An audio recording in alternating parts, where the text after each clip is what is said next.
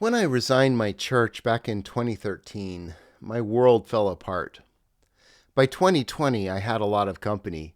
It started with COVID, then came natural disasters, political unrest, the war in Ukraine, AI. Everywhere, the stories that give life meaning and security are crumbling.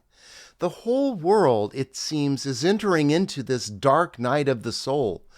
No wonder people want to set the clock back to 1950. When my foundational story crumbled, every day became a struggle. Some days I couldn't find a reason to go on. I hated being human. I faced Hamlet's question, to be or not to be. I never seriously considered killing myself, but there were times when not to be would absolutely have been my preference. It certainly would have been easier. Not to be may have been easier, but it wasn't natural. Nature chooses to be, however difficult and illogical. The mountain wildflower blossoms and reaches for the sun only to be buried by snow a few weeks later. The salmon swims upstream to lay its eggs and die. The pine cone tumbles onto the ledge of a granite cliff and tries to grow there. Why bother? Why not curse God and die? I don't know, but I do see this. Nature gives an unconditional yes to life. This yes is not based on a story. It is existential. I am, therefore I will live. The central mistake of my life was grounding my being in story. Stories always crumble, be they stories of God, the United States, the Big Bang, or my idea of how the day should unfold.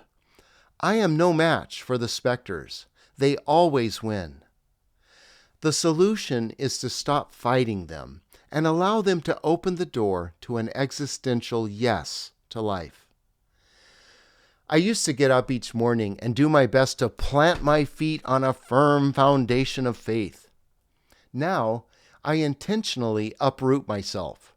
I invite the specters to do their worst, tearing my stories to shreds. Releasing foundational story frees me to choose nature's yes. I don't stop there with my head in the clouds.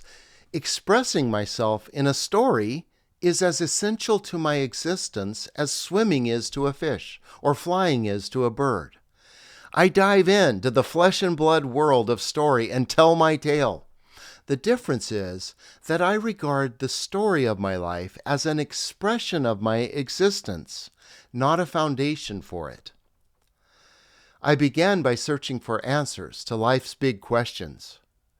What I found instead is a deeply meaningful way to live without them.